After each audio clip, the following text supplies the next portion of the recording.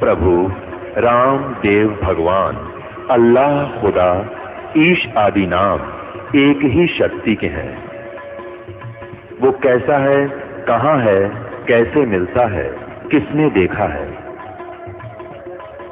ये प्रश्नवाचक चिन्ह पूर्ण रूप से हटाने के लिए अवश्य सुनिए जगत गुरु तत्वदर्शी संत रामपाल जी महाराज के अमृत वचन, सर्व पवित्र धर्मों के पवित्र शास्त्रों के आधार पर।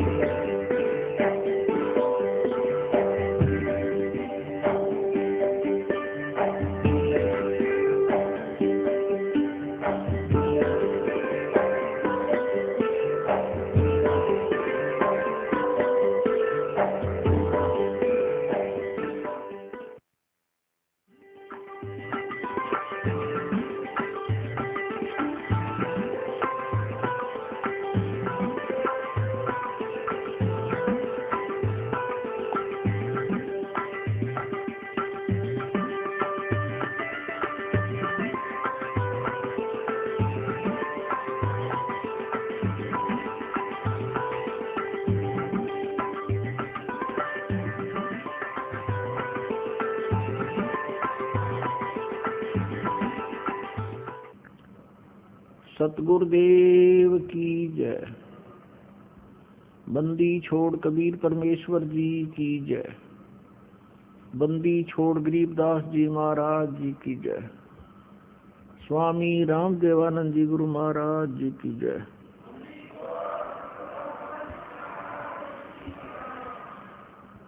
सर्व संतों की जय, सर्व भक्तों की जय, धर्मी पुरुषों की जय। श्री काशी धाम की जय, श्री छुडानी धाम की जय, श्री करौथा धाम की जय, श्री बरवाला धाम की जय। सत साहिब ग्रीब नमो नमो सतपुरुष को नमस्कार गुरु की नहीं। सुर नर मुनि जन साधुओं संतों सर्वस्दी नहीं। सतगुरु साहेब संत सब डंडो तुम प्रणाम। आगे पीछे मध्य हुए तिनको जान कुर्बान। नराकार निर्विषम काल जाल वैवंजनम। निर्लेपम निज निर्गुणम अकल अनुपवेशुंदनम। सोहम सुरति समाप्तम सकल समाना निर्तलय। उज्ज्वल हीरंबर हरदमम बेपरवा अथा है वार पार नहीं मद्यतम। गरीब जो सुमरे सिद्ध होई गणनायक गलताना। करो अनुग्रह सोई पारस पद परवाना। आदि गणेश मनाऊं गणनायक देवन देवा। चरण कमल लो लाऊं आजंत करूं सेवा। परम शक्ति संगीतम रिधि सिद्धि दाता सोई। अवगत गुण अतीतम सतपुरुष निर्मोही। जगदम्बा जगदीशम मंगल रूप मुरारी। तन मन अर्पों शीशम भक्ति मुक्ति भंडारी। सुर नर मुनि जन ध्यावे ब्रह्मा विष्णु महेशा। शेष सहस मुख गावे पूज्य आदि गणेशा। इंद्र कुबेर सरीखा वरुण धर्म राय धावे। समर्थ जीवन जी का मन इच्छा फल पावे। 33 कोटि अधारा ध्यावे सहस 88। उतरे भव जल पारा कट है यम की फांसी। 33 कोटि अधारा ध्यावे सहस 88। उतरे भव जल पारा कट है यम की फांसी। कर जोरूं विनती करूं धरूं चरण पर शीस। गुरु जी राम देवानंद जी महाराज ने दियो नाम बख्शीश। कोटि कोटि सिजदा करूं कोटि कोटि प्रणाम। चरण कमल में राखियो मैं बंदी जाम गुलाम। कुत्ता हूँ गुरुदेव का रामपाल दास का नाम। गले प्रेम की जेवड़ी, जहाँ खेचो हाँ जाऊं, तो करो तो बावड़ू, दूर दूर करो तो जाऊं, जो राखो तो ही रहूं, जो देव सो खाऊं।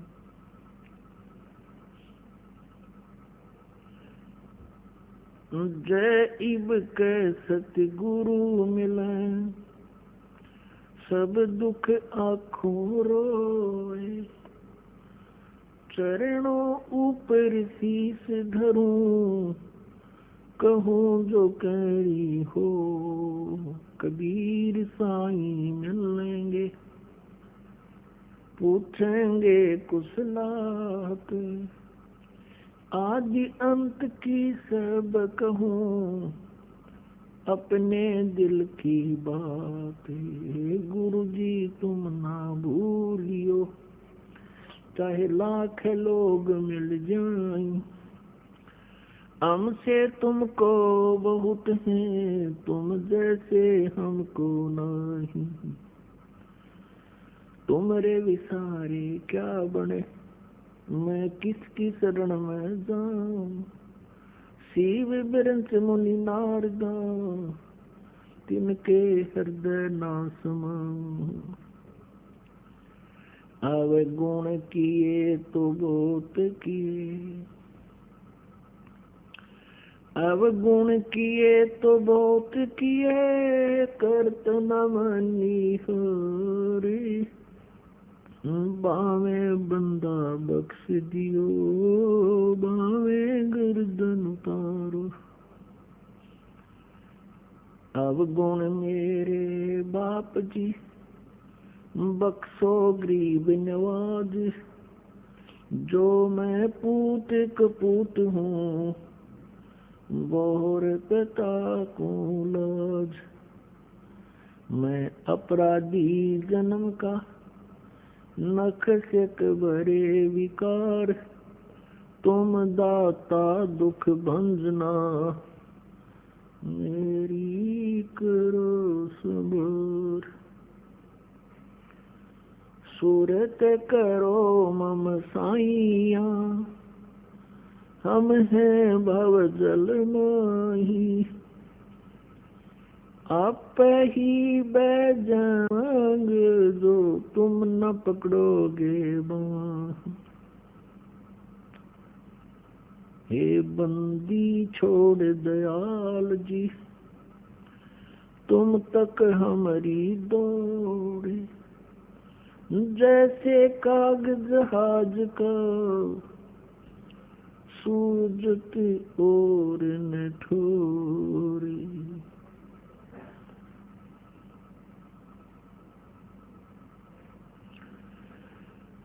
पूर्ण ब्रह्म, परम अक्षर ब्रह्म, सर्वश्रेष्ठी रचनहार कबीर देव जी, ये हम सभी आत्माओं के जनक हैं। ये हम सबके उत्पत्ति करता है। उसी परमेश्वर की असीम कृपा से आप जी यहाँ सत्संग के अंदर उपस्थित हुए हो। पुण्यात्माओं, परमात्मा कबीर देव जी स्वयं सतलोक से आते हैं, जहाँ हम सभी का उद्गम स्थल है, जहाँ हम सभी उत्पन्न किए गए थे, जहाँ हम रहा करते थे, वो सतलोक है। सतलोक का अर्थ है शाश्वत स्थान। शाश्वत मीन सदा रहने वाला, जिसका कभी नाश ना हो। हम वहां रहा करते थे सतलोक में, हमारा जन्म और मृत्यु नहीं होता था, वृद्ध अवस्था नहीं थी। वो अनाम्य लोक है। अनाम्य का अर्थ होता जिसमें कोई रोग ना हो।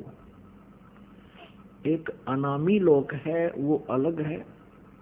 अनाम्य का अर्थ होता जिसमें कोई रोग ना हो। हम उस लोक में रहा करते थे और हम अपनी गलती के कारण, अपनी नासमझी के कारण हमने वहां एक भयंकर भूल करी, जिस कारण से हम सभी यहाँ काल के जाल में फंस गए।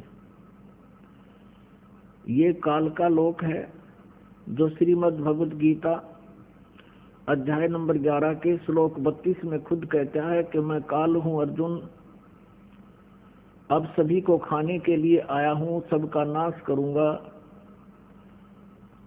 अर्जुन श्री कृष्ण को बहुत अच्छी तरह जानता था।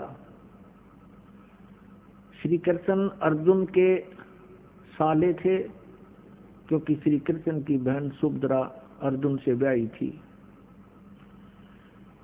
और उसके पश्चात भी उस समय जब वो काल प्रकट हुआ, काल आया, प्रवृत्त हुआ, श्री कृष्ण जी के शरीर में प्रवेश हो करके और फिर शरीर से बाहर निकल के उसने अपना विराट रूप दिखाया, श्री कृष्ण का शरीर ओझल कर दिया। तब अर्जुन पूछता है कि हे महानुभाव, आप कौन हो? मैं आपसे अपरिचित हूं, मैं बहुत भयभीत भी हूं। इससे सिद्ध है कि वहां वो श्री कृष्ण जी नहीं थे, काल था। वो काल बोल रहा था। श्रीमद् भगवद गीता जी का ज्ञान इस काल भगवान ने दिया है श्री कृष्ण जी के शरीर में प्रवेश करके। तो वो स्वयं कहता है कि मैं काल हूं और अब प्रवृत्त हुआ हूं। यदि श्री कृष्ण गीता जी का ज्ञान दे रहे होते तो ये शब्द प्रयोग नहीं करते और न ही अर्जुन को ये पूछने की आवश्यकता पड़ती, आप कौन है? ये वो काल है जो प्रत्येक कार्य, प्रत्येक कर्म ये धोखे से करता है, प्रत्येक को मिसगाइड रखता है, किसी को भी सत्य से परिचित नहीं होने देता। और गीता जी अध्याय नंबर 4 के श्लोक 5 और 9 में ये खुद कहता है, अर्जुन तेरे और मेरे बहुत जन्म हो चुके हैं, तू नहीं जानता, मैं जानता हूं। मेरे जन्म और कर्म अलौकिक हैं।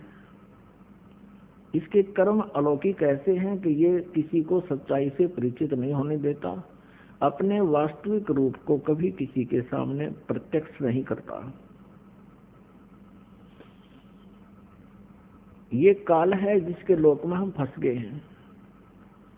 और ये स्वयं अर्जुन कह रहा है, क्योंकि वो श्री कृष्ण मान रहा था उनको, कह रहा है कि हे भगवान, आप तो देवताओं को भी खा रहे हो। 11वें अध्याय के 21वें श्लोक में आप ऋषियों को भी खा रहे हो और वो आपसे ही मंगल कामना कर रहे हैं, प्रार्थना कर रहे हैं अपनी सुरक्षा की, आप उन्हें भी खा रहे हो। कुछ आपकी दाढ़ों में लटके हुए हैं, सब के सब आपके मुख में समा रहे हैं। तो 11वें अध्याय के 32वें श्लोक में कहता है, अर्जुन मैं काल हूं, मैं अब प्रवृत्त हुआ हूं और तू ना युद्ध करेगा तो भी मैं इनको मार डालूंगा, मैंने इनको खाना है। तो ये लोक इस काल का है और यहां जन्म और मृत्यु कंपलसरी है, क्योंकि इसको काल भगवान को एक श्राप लगा हुआ है 1 लाख मानव शरीरधारी प्राणियों का नित आहार करने का। पुण्यात्माओं, जैसे ये स्थूल शरीर तो यहाँ रह जाता है, हम तो इसके काम लगे रहते हैं। कोई जमीन में गाड़ देता है, कोई स्वाहा कर देता है, संस्कार कर देता है, जला देता है, कोई जल प्रवाह कर देता है, कोई वैसे जंगल में डाल देता है। ये स्थूल शरीर को नहीं खाता, इसके अंदर सूक्ष्म शरीर है और सूक्ष्म शरीर के अंदर पूरे जीवन में मनुष्य शरीर के अंदर जितने भी ये व्यसन करता है, आहार करता है, उसका सूक्ष्म तत्व समावेश हो जाता है सूक्ष्म शरीर में। और उस सारे 1 लाख मानव शरीरधारी प्राणियों को तपस्या के ऊपर एक बहुत बड़ी तपतशिला माने अपने आप गर्म एक तवे जैसी पत्थर की टुकड़ी उसके ऊपर डाल देता है, वो स्वतः गर्म रहती है, बहुत बहुत गर्म होती है, और सभी प्राणियों को उसके ऊपर डाल देता है। फिर वो वहां प्राणी ऐसे तड़प तड़प कर जैसे खील भुंजा करें ऐसे चटक पटक करते हैं, और वो मरते नहीं, सूक्ष्म शरीर में पीड़ा बहुत होती है। सब तौबा बोल जाते हैं, उनसे निकले हुए गंध को वो काल खाता है। अपने आत्माओं, जिसका उद्देश्य ही यहाँ खाना है, मारना है, और इसीलिए जन्म और मृत्यु यहाँ कंपलसरी है, तो ऐसे लोक में हम रह रहे हैं। अब ये गीता ज्ञानदाता ज्योत स्वरूपी निरंजन भी कहलाता है, 21 ब्रह्मांड का स्वामी है, 21 ब्रह्मांड का मालिक है, प्रभु है, राम है। इसको ब्रह्म भी कहते हैं, ब्रह्म, और इसी को सरपुरुष भी कहते हैं, जो गीता जी अध्याय नंबर 15 के श्लोक 16 और 17 में 3 पुरुष बताए हैं। एक सरपुरुष, सरपुरुष ये खुद है, ये ज्योत स्वरूपी निरंजन भी कहलाता है, ये काल भी कहलाता है। और एक अक्षर पुरुष, अक्षर पुरुष 7 शंख ब्रह्मांड का स्वामी है, 7 शंख ब्रह्मांड का स्वामी, 7 शंख, नील पद्म शंख, वो अक्षर पुरुष कहलाता है। अक्षर का अर्थ होता है जिसका नाश ना हो, अविनाशी। लेकिन वास्तव में ये अक्षर पुरुष, जिसे परब्रह्म भी कहते हैं, ये भी अविनाशी नहीं है, इसकी भी आयु सीमा है। इसीलिए गीता जी अध्याय नंबर 15 के श्लोक 17 में कहा है कि उत्तम पुरुष तु अन्य परमात्मा इति उदाहरते, यह लोक तरम आविश्य विवर्ती अवै ईश्वर है। उत्तम पुरुष, जिसे गीता जी अध्याय नंबर 15 के श्लोक नंबर 16 में 2 पुरुष बताए, सरपुरुष और अक्षर पुरुष, और साथ में ये भी निर्णय दिया है कि इनके तथा इनके अंतर्गत जितने भी प्राणी हैं ये सभी नाशवान हैं, और जीवात्मा किसी की मरती नहीं, वो अमर है। इसलिए 17वें श्लोक में 15वें अध्याय के तुरंत कहा है कि उत्तम पुरुष है तो अन्य, यानी पुरुषोत्तम पुरुष, उत्तम, उत्तम पुरुष, उत्तम माने श्रेष्ठ, पुरुष माने प्रभु, यानी अच्छा भगवान। तो इसका मतलब है ये दोनों अच्छे नहीं है, सरपुरुष भी और अक्षर पुरुष भी। इसलिए उत्तम पुरुष अन्य बताया है, और उसी को परमात्मा कहा जाता है, और वही तीनों लोकों में प्रवेश करके सबका धारण पोषण करता है, वो है वास्तव में अविनाशी परमात्मा।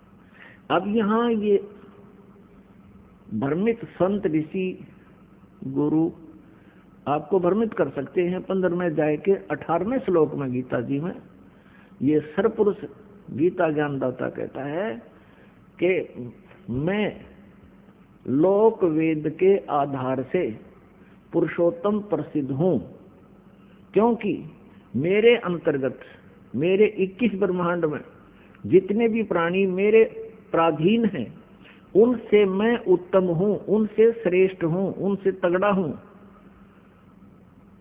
इसलिए मैं पुरुषोत्तम नाम से प्रसिद्ध हूँ। केवल लोक वेद, लोक वेद माने दंत कथा, जो वास्तविक ना हो।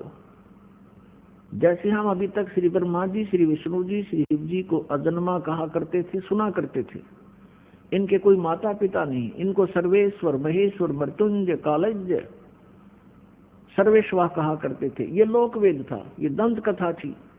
वास्तव में इनके इतिहास में लिखा है, इनकी जीवनी में लिखा है कि नासवान है और इनकी जन्म मृत्यु होती है। इनकी माता दुर्गा है और पिता ज्योत निरंजन काल, ये सरपुरुष है। ये स्वयं भी स्वीकार करता है गीता जी अध्याय नंबर 10 के श्लोक नंबर 2 में कि मेरी उत्पत्ति को न तो देवता जानते हैं, न ये सिद्ध पुरुष, और न ये ऋषि जानते हैं, क्योंकि ये सभी मेरे से उत्पन्न हुए हैं। तो पुण्यात्माओं, वो पुरुषोत्तम कोई और है। और वो पुरुषोत्तम रहता कहाँ है? वो शाश्वत स्थान में रहता है, सनातन परम धाम में रहता है, और वहां से चलकर आता है। हम सभी आत्माएं उस परम अक्षर ब्रह्म सत्य पुरुष कबीर देव जी की हैं। वो हम सबका पिता है, चींटी से लेकर हाथी, रंग से लेकर राजा तक का। लेकिन यहाँ काल ने हमें अपने स्वरूप से ही अपरिचित करा दिया, हमारे वास्तविक ठिकाने से हमें गुमराह कर दिया। यहाँ जन्म मरण का विधान हमें फाइनल बता दिया, अपने आप को इसने निराकार सिद्ध करवा दिया। क्योंकि ऋषि महर्षियों ने परमात्मा पाने की चेष्टाएं की, क्योंकि आत्मा परमात्मा से बिछुड़ने के उपरांत उसी दिन से इसकी खोज में लग गई, क्योंकि आत्मा को परमात्मा के अभाव का बहुत गहरा धक्का लगा। पुण्यात्माओं, जब तक आपके घर पर बिजली आई हुई है, बल्ब भी चल रहे हैं, कूलर भी चल रहे हैं, पंखा भी चल रहा है, और भी आवश्यक कार्य आप जो कर रहे हैं वो भी हो रहा है, और जिस समय वो बिजली चली जाती है फिर आपको उसकी आवश्यकता महसूस होती है, उसका अभाव आपको खटकता है, और सारा दिन कट लग जाए तो पसीने छूट जाते। तो ऐसे ही आत्मा को, हम सभी को वहां बहुत सुख था, किसी चीज का कोई अभाव नहीं था। जो ही हम इस काल के साथ यहाँ इसके लोक में आए, हमारा वो लाइट चली गई, परमात्मा से मिलने वाली राहत हमें समाप्त हुई, खत्म हुई। और हमारे जितने इन्वर्टर चार्ज थे, जब तक वो चलते रहे तो हम सोचते रहे मौज हो रही है, और जब हमारे इन्वर्टर की बैटरी डिस्चार्ज हो गई, फिर हम गधे और कुत्ते सुअर बना दिए गए इस काल के द्वारा, काल के लोग।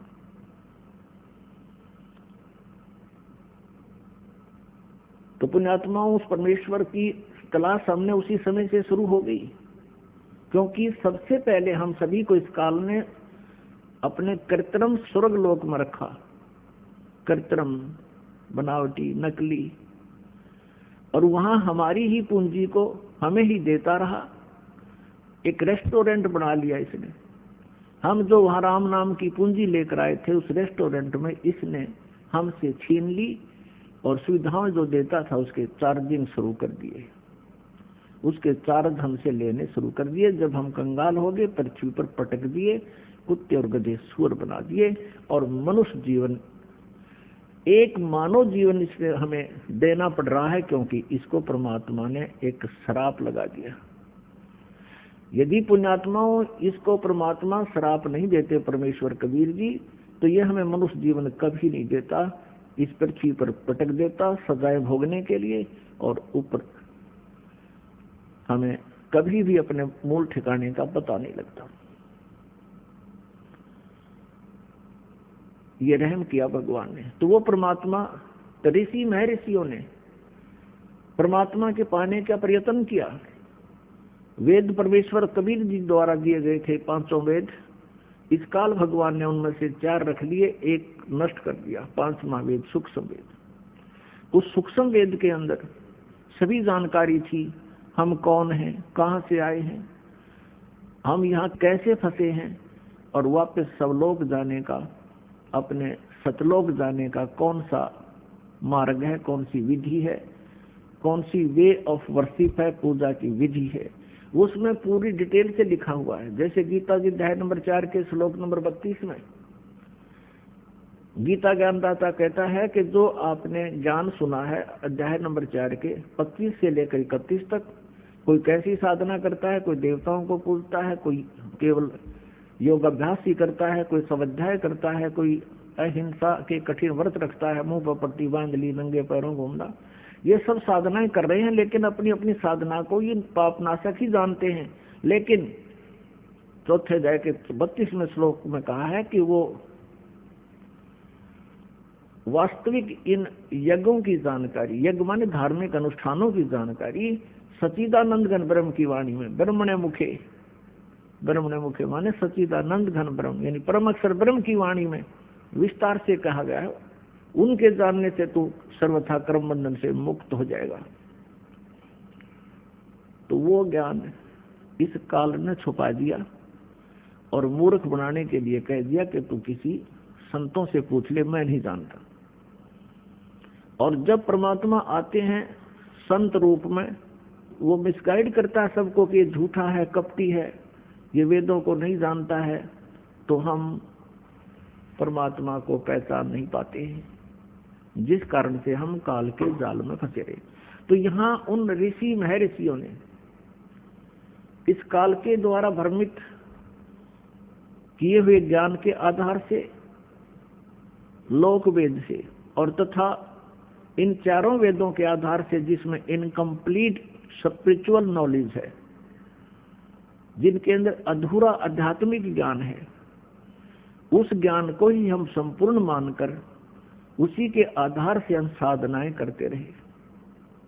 ऋषियों ने ओम नाम को सुप्रीम नाम मान लिया, मंत्र अंतिम, और ब्रह्म का जाप बताते रहे। और ओम नाम की साधना से क्या होता है? ब्रह्मलोक प्राप्ति होती है। गीता जी अध्याय नंबर 8 के श्लोक नंबर 16 में कहा कि ब्रह्मलोक पर्यंत भी सभी लोग पुनरावर्ती में है। पुनरावर्ती का अर्थ है वहां गए हुए प्राणी भी पुनर्जन्म मृत्यु में आते हैं। वो शाश्वत स्थान नहीं है, वो सनातन परम धाम नहीं है, वो भी विनाश में आता है। ऋषि महर्षियों ने ओम नाम का जाप जपना शुरू किया, क्योंकि यजुर्वेद अध्याय नंबर 40 के मंत्र नंबर 15 में स्पष्ट किया है कि वायु अनिलम अमृतम अथिदम बसवांतम शरीरम ओम कर्तु समर किलवे समर कर्तुम समर। अब इन ऋषि महर्षियों ने यहाँ से ओम नाम तो सिलेक्ट कर लिया कि परमात्मा का केवल एक ओम मंत्र है। उसका काम करते करते विशेष कसक के साथ मनुष्य जीवन का प्रथम कर्तव्य जान कर ओम नाम का जाप कीजिए और अपना मूल कर्तव्य जानकर कीजिए, कसक के साथ कीजिए। जिससे क्या होगा कि जब शरीर छूट कर जाएगा, जब तेरा अंत होगा, भस्मांतम शरीरम, शरीर भस्म होगा, तेरे शरीर का अंत होगा, देहांत होगा, उस समय तू उससे उस अमरत्व को प्राप्त करेगा जो ओम नाम के जाप से तुझे प्राप्त हो सकता है। वो कितना हो सकता है उसकी भक्ति और साधना पर डिपेंड करता है। तो उसके आधार से वो हो सकता है एक कल्प युग तक भी रह सकता है, हो सकता है एक महाकल्प तक भी रह सकता है। महाकल्प होता है ब्रह्मा जी की एक आयु। ब्रह्मा जी की मृत्यु को महाकल्प कहते हैं। और 1000 जो उसका दिन है, 1000 की रात्रि, इसको कल्प बोलते हैं। 1000 चतुर्युग की जो, और इतने ही का दिन, इतनी ही रात्रि, तो इसको एक कल्प बोलते हैं। और ब्रह्मा जी की आयु को एक महाकल्प कहते हैं। तो वहां जितने जिसने साधना की है, ओम नाम के जाप का जितने अधिक मंत्र किए हैं, कोई कम किए हैं, तो उसी आधार से कोई कितने वर्ष तक, कोई कितने वर्ष तक रह करके फिर पुनर्जन्म में अवश्य आते हैं। तो ऋषि महर्षियों ने यजुर्वेद के 40वें अध्याय के मंत्र 15 में ये तो ले लिया कि ओम नाम है, लेकिन क्या उनकी आंखें बंद हो गई थी? 40वें अध्याय में भी ही यजुर्वेद अध्याय नंबर 40 के ही मंत्र नंबर 10 और 13 में एक स्पेशल इंस्ट्रक्शन दी है वेद ज्ञानदाता ने कि कोई तो परमात्मा को संभव माने जन्म उत्पन्न होने वाला कहता है, जैसे श्री राम, श्री कृष्ण और श्री परशुराम आदि के रूप में। और कोई असंभवात, यानी कोई कहता वो जन्म नहीं लेता, कोई संभवात कहता है, कोई असंभवात कहता है। लेकिन इसकी विशेष जानकारी, वास्तविक जानकारी तो धीराणाम माने तत्वदर्शी संत, जिनका ज्ञान टिकाऊ है, धीर पुरुष, वही बता सकते हैं, उनसे सुनो। तो इससे सिद्ध है कि वेद ज्ञान भी इनकम्प्लीट है, लेकिन गलत नहीं है। ये सिलेबस है जैसे 10वीं कक्षा तक का सिलेबस है। आगे की पढ़ाई पढ़नी है तो वो लेक्चरर अलग होते हैं, उनका सिलेबस भी अलग भिन्न होता है। तो इस प्रकार वो तत्वदर्शी संत की खोज के लिए वेदों में भी कहा है। और यही वेद, चारों वेदों का सारांश है श्रीमद् भगवत गीता।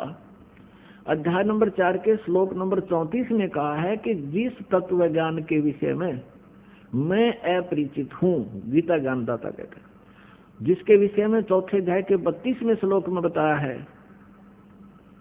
कि वो सच्चिदानंद घन ब्रह्म की वाणी में ब्रह्मणे मुखे, जो परमेश्वर की वाणी है, उनके मुखारविंद से उच्चरित वाणी है, वो उसमें जो ज्ञान है कबीर वाणी में, वो तत्व ज्ञान है।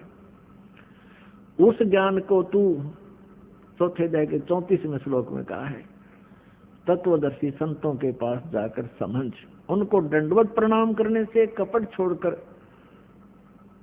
सरलता पूर्वक प्रसन्न करने से वो तत्वदर्शी संत तुझे परमात्म तत्व का ज्ञान कराएंगे। वो परमात्म तत्व गीता ज्ञानदाता से अन्य है, जिससे वो स्वयं अपरिचित है। तो पुण्यात्मा, उस परमात्मा की भक्ति प्राप्त नहीं हुई इन ऋषि महर्षियों को, और ये वेद ज्ञान को समझ नहीं सके, और जिस कारण से ये जन्म और मृत्यु के दीर्घ रोग में उलझे रहे, फंसे रहे, इससे ग्रस्त रहे, और अन्य को भी इन्होंने इसी फांसी में फंसा दिया। इन्होंने साधनाएं की ओम नाम के जाप से, और हठ योग किया, एक आकाशवाणी की थी काल ने, ब्रह्म ने अपने पुत्र ब्रह्मा के लिए। जब ब्रह्मा जी कमल के फूल पर विराजमान थे, ये सचेत कर दिए, बेहोश कर रखे थे पहले इस काल में। जब ये सचेत हुए, होश में आए, ये कहते हैं कि मुझे नहीं पता मैं कहाँ से जन्म हुआ, मेरा कौन जनक है, मेरा क्या उद्देश्य है, कमल के फूल पर मैं कहाँ से आ टिका। तब आकाशवाणी हुई कि तप करो, तप करो। इस काल भगवान ने आकाशवाणी कर दी, इनको मूर्ख बनाने के लिए, अपने जाल में फंसाए रखने के लिए। वेदों से न्यारा ज्ञान अपनी तरफ से अपना मत पर प्रोड्यूस कर दिया इनके अंदर। ब्रह्मा जी ने 1000 वर्ष तक तप किया। जब इसकी बैटरी चार्ज होगी, इसमें सिद्धियां आ गई, तो रिमोट इस काल के पास है इनका। तब कहा कि अब तुम सृष्टि करो। अब ब्रह्मा जी से ज्ञान प्राप्त है सभी को, विष्णु जी को, शिव जी को, और सभी ऋषि और महर्षियों को। अब ब्रह्मा जी से प्राप्त ज्ञान के आधार से ब्रह्मा जी ने इनको मिसगाइड कर दिया, क्योंकि वो स्वयं भी भ्रमित था। इन्होंने कहा कि परमात्मा की आकाशवाणी हुई थी, मैंने 1000 वर्ष तक तप किया, मेरे अंदर बहुत पावर आ गई, शक्ति आ गई, वचन से भी उत्पत्तियां होने लगी, और भी बहुत सी क्रियाएं अपने आप होने लगी, और ओम नाम का जाप वेदों में फाइनल मंत्र है। इस ज्ञान के आधार से ऋषि महर्षि साधकों ने हजारों वर्षों तक साधनाएं की, हठ योग किए, क्योंकि सतयुग में लाखों वर्ष की आयु होती है। उनको परमात्मा प्राप्ति नहीं हुई। अन्य सिद्धियां आ गई, उन सिद्धियों को प्राप्त करके ये स्वयं ही प्रभु पा गए। जैसे दुर्वासा जी के पास सिद्धि थी, उसके वचन में इतनी शक्ति होगी, किसी का ये कह दे तेरा विनाश होगा, उसका विनाश हो जाता। अब जैसे अगस्त ऋषि को उपलब्धि होगी, उसने 7 सागरों को एक ही घूंट में, समुद्रों को पी लिया। आकाश में उड़ जाने की सिद्धियां होगी, एकदम अंतर्ध्यान हो जाने की सिद्धियां होगी। इस प्रकार से ये अन्य व्यक्तियों से कुछ अटपटे से हो गए, जिस कारण से इनको हमने मैं ऋषि मान लिया। लेकिन ये काल के द्वारा भ्रमित और अपना जीवन नष्ट करते रहे। अब गीता के अध्याय नंबर 11 के श्लोक नंबर 47 और 48 में गीता ज्ञानदाता कहता है, अर्जुन ये मेरा वास्तविक रूप है, मैं काल हूँ। 11वें अध्याय के 32वें श्लोक में स्पष्ट किया है। और मेरी प्राप्ति, मेरे इस स्वरूप के दर्शन ना तो पहले कोई कर सका तेरे अतिरिक्त, और ना आगे कोई कर सकता। अब मैंने अपनी कृपा से तुझे ये सब कुछ अपना शरीर, अपना रूप दिखाया है। और मेरी प्राप्ति यानी मेरे इस रूप के दर्शन, ब्रह्म की प्राप्ति ना वेदों में वर्णित विधि से, ना किसी जप से, ना तप से, ना किसी क्रियाओं से कभी नहीं हो सकती। तो इसने तो किल्ली काट दी, स्पष्ट कर दिया कि मेरी प्राप्ति यानी ब्रह्म प्राप्ति नहीं है। अब ऋषि महर्षियों ने वही जाप किए जो काल ने इनको दे रखे थे, उससे इन ब्रह्म प्राप्ति हुई नहीं। इन्होंने अपने अनुभव की पुस्तकें उपनिषद बना डाले, परमात्मा निराकार है। और किसी ने परमात्मा को साकार भी बताने की चेष्टा की तो क्या बताया कि जो भी आपको दृष्टि गोचर है, ये पृथ्वी, पहाड़, सूर्य, चांद, सितारे, ग्रह, ये परमात्मा का साकार रूप बता दिया। और आज तक यही अज्ञान आधार सबके अंदर भरा पड़ा था। अब पुण्यात्माओं, गीता ज्ञान दाता और वेद ज्ञान दाता ये ब्रह्म है। ये स्वयं कहता है कि उस परमात्म तत्व की जानकारी तो तत्वदर्शी संत बताएंगे, वो इन्हें मिला नहीं, वो इनको मिले नहीं, और मिले तो इन्होंने माना नहीं। क्योंकि परमेश्वर कबीर देव जी ये हमारे सबके मालिक हैं, और यही यहाँ हमें इस यथार्थ ज्ञान को, सूक्ष्म वेद को जो काल ने नष्ट कर दिया, समाप्त कर दिया, उसको पुनः देने के लिए, बताने के लिए आते हैं। तुम कौन हो, कहाँ से आए हो, तुम यहाँ किस लिए जीवित हो, एक पल में ना जाने किसकी मृत्यु हो जावे और तुम्हें मूर्ख बना रखा है। ये तुम्हारी कार है, ये तुम्हारी कोठी है, ये तुम्हारी संपत्ति है, और ऐसा नहीं करोगे तो डरा के रखता है ये मन सबको, इस आत्मा को भयभीत रखता है, तेरा विनाश हो जाएगा, तू ऐसा नहीं करेगा तो ऐसा हो जाएगा, सत्संग में जाएगा तो पीछे से हानि हो जाएगी। और वो हानि तो एक दिन होनी है, जब भगवान से दूर रहे तो मृत्यु हो जाएगी। फिर वो जिस लाभ के लिए सारा जीवन खो दिया वो परमानेंट खत्म हुआ। तो इन बातों को हमने गहराई से सोचना पड़ेगा। सत्संग में आने से आपको ज्ञान होता है,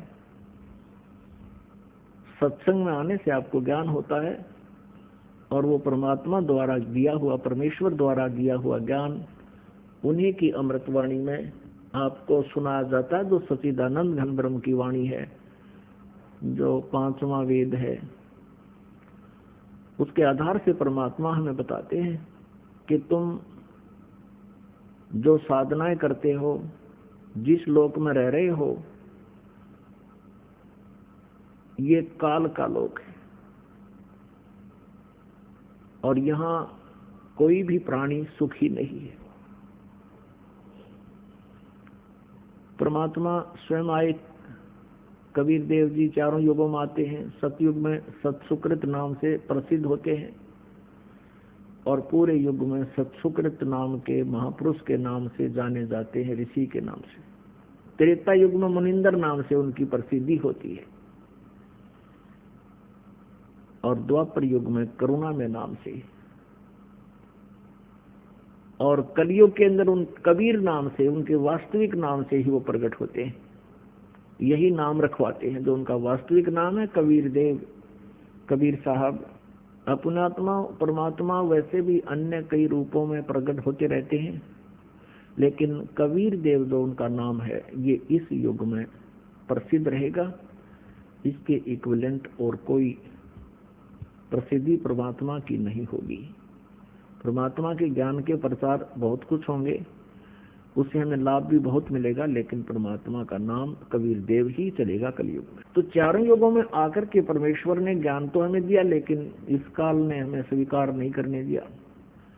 अब वो परमेश्वर अपने सतलोक शाश्वत स्थान से चलकर आते हैं, सनातन परम धाम से चलकर आते हैं।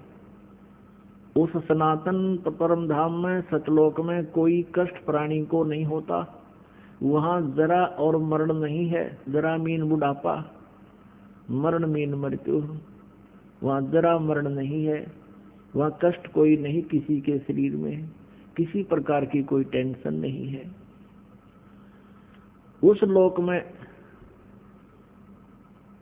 हमें जाने से लाभ होगा, सर्व सुख होंगे, उसका भेद काल ने छुपा दिया और ऑप्शन छोड़ दिया कि उसको तो तत्वदर्शी संत बता सकते हैं, उनसे पूछ लो, मुझे नहीं मालूम। अब परमात्मा सतलोक से चलकर गति करके आते हैं और अपनी प्यारी आत्माओं को अपने विषय में पुनः जानकारी देते हैं। हमने प्रभु की परिभाषा पढ़ रखी है कि वो निराकार है। परमात्मा आते थे, स्वयं कहते थे मैं परमेश्वर हूँ, सारी सृष्टि का रचनहार हूँ, मेरा नाम कबीर है। कबीर देव जो वेदों में तुम कबीर देव पढ़ते हो वो मैं ही हूँ, और कुरान शरीफ में जो तुम अल्लाहु अकबर कबीरा कबीरा पढ़ते हो वो भी मैं ही हूँ, मेरी ही महिमा का गुणगान है। लेकिन सभी धर्मों के धार्मिक व्यक्ति भ्रमित हैं, सभी परमात्मा को निराकार मान रहे हैं और प्रत्येक ने शास्त्र विद साधना करके कंप्लीट साधना ना मिलने से, पूर्ण साधना ना मिलने से, भक्ति ना मिलने से बहुत कुछ ट्राई की, प्रयत्न किए, परमात्मा ना मिलने से ये बात अपना अनुभव पूरे समाज में प्रोड्यूस कर दिया, पूरे समाज में भर दिया कि परमात्मा निराकार है। तो परमेश्वर सतलोक से चलकर आते हैं, सनातन परमधाम से चलकर आते हैं, जहाँ जाने के बाद प्राणी को फिर कष्ट नहीं होता। इसी का समर्थन गीता ज्ञानदाता 18वें अध्याय के 62वें श्लोक में कहता, अर्जुन तो सर्वभाव से उस परमेश्वर की शरण में जा, उसकी कृपा से तू परम शांति को और सनातन परम धाम को प्राप्त होगा। परम शांति को और सनातन परम धाम को प्राप्त होगा। अपने विषय में कहता है अर्जुन 7वें अध्याय के 5 और 7 में, 7वें अध्याय के गीता जी के 7वें अध्याय के 5 और 7 श्लोक में अपने विषय में कहता है अर्जुन मेरी भक्ति कर तो मुझे ही प्राप्त होगा, लेकिन युद्ध तो करना ही पड़ेगा। युद्ध भी कर, मेरा स्मरण भी कर। गीता जी अध्याय नंबर 8 के श्लोक नंबर 1 में अर्जुन ने पूछा कि हे भगवान, आपने गीता अध्याय नंबर 7 के श्लोक 29 में कहा है कि उस तत्परम से परिचित और पूरे अध्यात्म ज्ञान से परिचित, सभी कर्मों से परिचित प्राणी केवल जरा और मरण से छूटने का ही प्रयत्न करता है, इस संसार की किसी भी वस्तु की इच्छा नहीं रखता। अब अर्जुन पूछता है 8वें अध्याय के प्रथम श्लोक में, किम तत्ब्रह्म, वो तत्ब्रह्म क्या है। 8वें अध्याय के 3रे श्लोक में गीता ज्ञानदाता कहता है वो परम अक्षर ब्रह्म है। गीता के अध्याय नंबर 15 के श्लोक नंबर 1 से 4 और 16-17 में ये बहुत विस्तार से जानकारी दी गई है।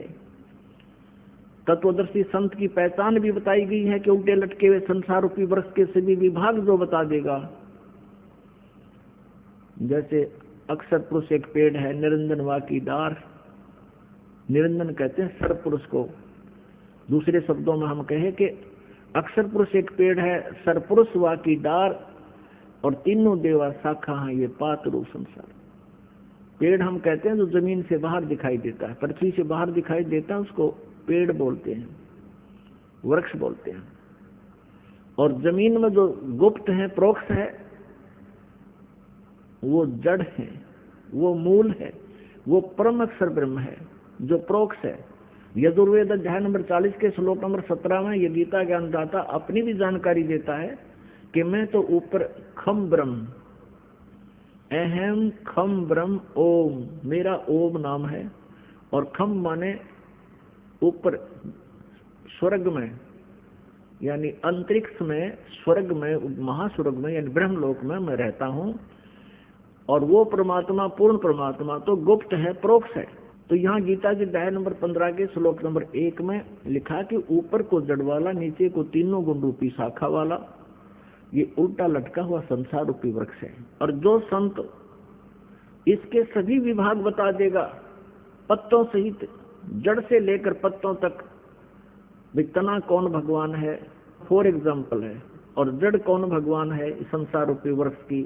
जड़ मीन जिससे सभी क्रियाएं हों, जिससे सबकी उत्पत्ति हुई हो, जो सबका जनक है और सबका धारण पोषण करने वाला, सबका पिता है, वो जड़ रूपी परमात्मा है। वो परम अक्षर ब्रह्म है। और तना जो है ये अक्षर ब्रह्म है, और उससे निकली हुई मोटी डार समझो ये सर्व ब्रह्म है। और उस सर्व ब्रह्म का यानी उस डार का 3 शाखाएं हैं, ये रजगुण ब्रह्मा, सतगुण विष्णु, तमगुण शिव जी रूपी शाखाएं हैं, और हम पात रूप संसार। तो परमात्मा ने आकर बताई थी सच्चिदानंद घन ब्रह्म की वाणी में, उस तत्व ज्ञान में बताया कि अक्षर पुरुष एक पेड़ है, निरंजन वा की डार, और तीनों देवा शाखा है, ये पात रूप संसार। गीता ज्ञान दाता कहता है कि जब तुझे तत्वदर्शी संत प्राप्त हो जा, उसके पश्चात 15वें अध्याय के 4थे श्लोक में कहा कि उसके पश्चात परमेश्वर के उस परम पद की खोज करनी चाहिए, जहां जाने के बाद साधक फिर कभी लौटकर संसार में नहीं आते। अर्थात वो पूर्ण मोक्ष प्राप्त कर जाते हैं, उनके सब संकट मिट जाते हैं। और फिर कहता है कि जिस परमेश्वर ने अपने से अन्य परमेश्वर के बारे में कह रहा है कि जिस परमेश्वर से संसार रूपी वृक्ष की प्रवृत्ति विस्तार को प्राप्त हुई है, अर्थात जिसने सभी ब्रह्मांडों की रचना, सभी आत्माओं की रचना की है, और उसी की भक्ति कर, नथिंग एल्स। गीता ज्ञानदाता कहता है कि उसी की भक्ति कर, मैं भी उसी की शरण में हूं और सबकी पूजा त्याग दे तू। 15वें अध्याय के 16 और 17 में 3 प्रभु, सर्वपुरुष, अक्षर पुरुष और परम अक्षर पुरुष। सर्वब्रह्म, अक्षर ब्रह्म, परम अक्षर ब्रह्म, इन तीनों की जानकारी विस्तार से है। अपुण्यात्मा, गीता जी अध्याय नंबर 7 के श्लोक नंबर 5 और 7 में गीता ज्ञानदाता कहता है, मेरी भक्ति कर मुझे प्राप्त होगा, लेकिन शांति कति नहीं, युद्ध भी करना होगा, युद्ध भी कर, मेरा स्मरण भी कर। और यदि गीता जी अध्याय नंबर 18 के श्लोक नंबर 62 में कहा कि तुम परम शांति चाहिए, सनातन परम धाम चाहिए, तो उस परमेश्वर की शरण में जा। किसकी में? परम अक्षर ब्रह्म की शरण में जा। अपनी साधना बताता 8वें अध्याय के 13वें श्लोक में गीता जी में कि ओम इति एकाक्षरम ब्रह्म व्यवहारन माम अनुस्मरण ये प्रयाति तदम देहम स याति परमाम गतिम। माम ब्रह्म, मुझ ब्रह्म का केवल एक ओम मंत्र है, नथिंग एल्स। और इसका सुमरण कर अंतिम श्वास तक। इससे ओम नाम से मिलने वाली परम गति यानी ब्रह्म लोक प्राप्ति होगी। लेकिन ब्रह्म लोक में गए हुए प्राणी भी फिर जन्म मृत्यु में आते हैं, पूर्ण मोक्ष नहीं। गीता जी अध्याय नंबर 8 के श्लोक नंबर 16 में। यहाँ अनुवादकर्ताओं ने थोड़ी सी गड़बड़ी कर रखी है। उन्होंने अनुवाद ये कर दिया कि ब्रह्मलोक पर्यंत, ये तो ठीक कर दिया कि गए हुए प्राणी भी पुनर्वर्ती में है। अनुवाद उन्होंने वहां कर गलत कर रखा है कि मुझे प्राप्त प्राणी का फिर पुनर्जन्म नहीं होता। नहीं, उसका अर्थ ये बनता है कि जो ये नहीं जानते कि ब्रह्मलोक पर्यंत भी सभी पुनरावर्ती में है, वो मुझे प्राप्त भी पुनर्जन्म को प्राप्त होते हैं।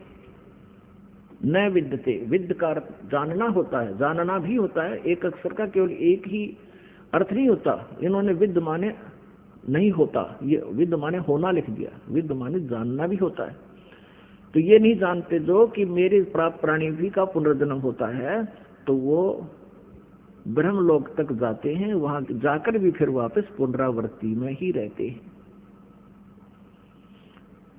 इसलिए तो उसने कहा कि मेरे और तेरे बहुत जन्म हो चुके हैं। 4थे अध्याय के 5वें और 9वें श्लोक में, 2 अध्याय के 12वें श्लोक में गीता जी ने स्पष्ट किया है इसने।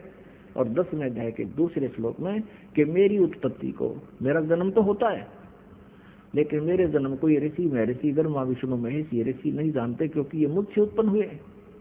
अब पिता के जन्म को संतान नहीं बता सकती, पिता के जन्म को दादाजी बता सकते हैं। तो उस दादाजी ने, यानी हम सबके मालिक ने, कबीर देव ने, परम अक्षर ब्रह्म ने स्वयं यहाँ आकर के ये सर्व ब्रह्मांडों की रचना कैसे हुई और वो सब ज्ञान सृष्टि रचना में हमें बताया।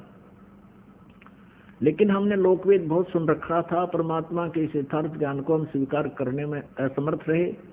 अब परमात्मा ने हमें समर्थ कर दिया, हमें शिक्षित कर दिया, हम काल के द्वारा भ्रमित ऋषि गुरुओं पर आधारित नहीं रहे, हम स्वयं अपने सदग्रंथों को पढ़ और पढ़ा रहे हैं और भगवान को पहचान रहे हैं।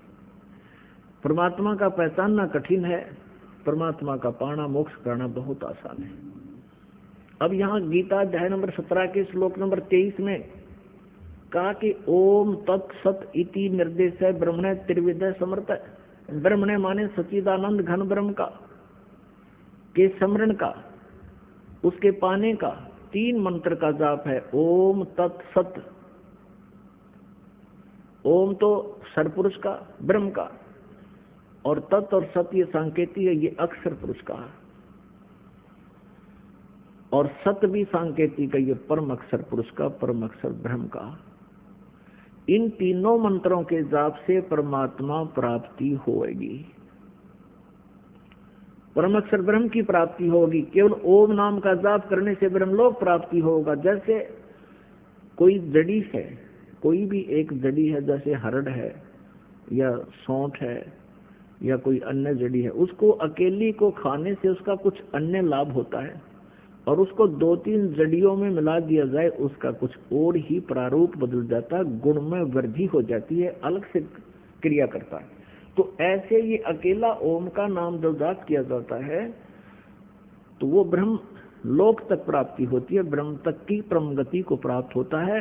और जिसको गीता जी अध्याय नंबर 7 के श्लोक नंबर 18 में गीता ज्ञानदाता कहता है कि ये ऋषि जन, ऋषि महर्षि जो ज्ञानी आत्मा है वो हैं तो उदार, जो चौथे नंबर के हैं, एक आरत, एक अर्थार्थी, तीसरा जिज्ञासु और चौथा ज्ञानी।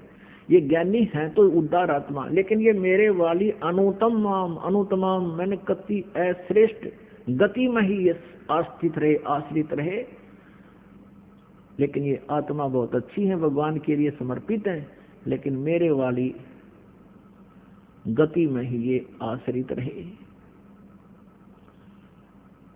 मेरे वाली घटिया, इन्होंने अनुतमाम का अर्थ अति श्रेष्ठ लिख दिया है। तरह गजब भैया, अरे बैड का अर्थ अंग्रेजी में कोई गुड लिखा है, उसके साथ मूर्ख नहीं। लेकिन ये समझ नहीं सके कि भगवान अपनी साधना को अनुतम नहीं कह सकता, लेकिन भगवान ये झूठ भी नहीं बोल सकता। उस परमेश्वर से डरता हुआ इन्हें सच्चाई भी बतानी पड़ी। तो प्रसंग चल रहा है कि ओम तत्सत इति निर्देश ब्रह्मणे त्रिविध समर्थ है।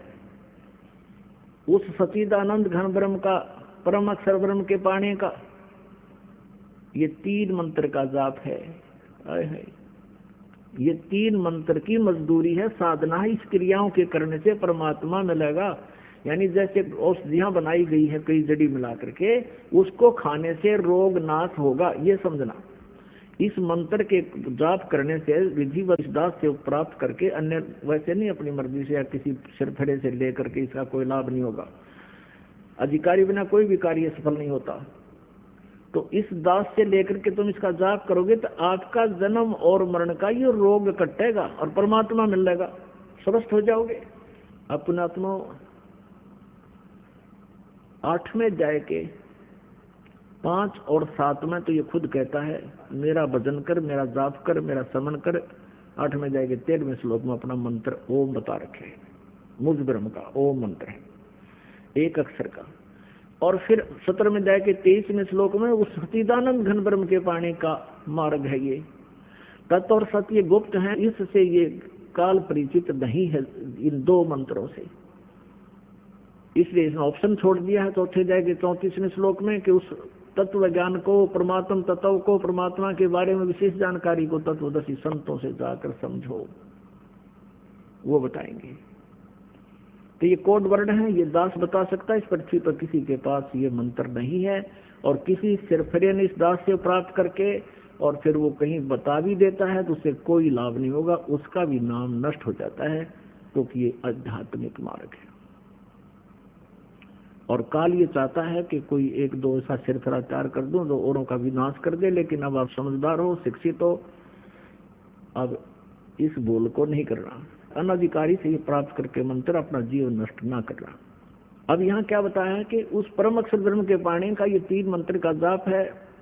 8वें अध्याय के 8, 9, 10 श्लोक में गीता ज्ञानदाता कहता है, जिस परम अक्षर ब्रह्म के बारे में 8वें अध्याय के 3रे श्लोक में कहा है, यदि उसकी साधना करनी है, उसकी साधना करने वाला उसी को प्राप्त होता है। 8वें अध्याय के 5 और 7 में कहता है, मेरी साधना करेगा तो मुझे प्राप्त होगा, तुझे शांति कति नहीं, युद्ध करना होगा, युद्ध भी कर। 18वें अध्याय के 62वें श्लोक में कहा कि तूने परम शांति चाहिए तो उस परमेश्वर की शरण में जा, उसकी ही कृपा से तू सनातन परम धाम को प्राप्त होगा, परम शांति को प्राप्त होगा। और 8वें अध्याय के 8, 9, 10 में यही प्रमाण कर रहा है कि उसकी भक्ति करने वाला अंत समय तक, यानी साधना एक जैसी ही है। कोई यूं सोचा कि अभी मैं समाधिस्थ हो जाऊं, परमात्मा के ऊपर देखकर वापस आ जाऊं, तो उससे वापस देख भी आए और वापस भी आएंगे। साधना पूरी ना हुई तो फिर अड़े धक्के खाओगे।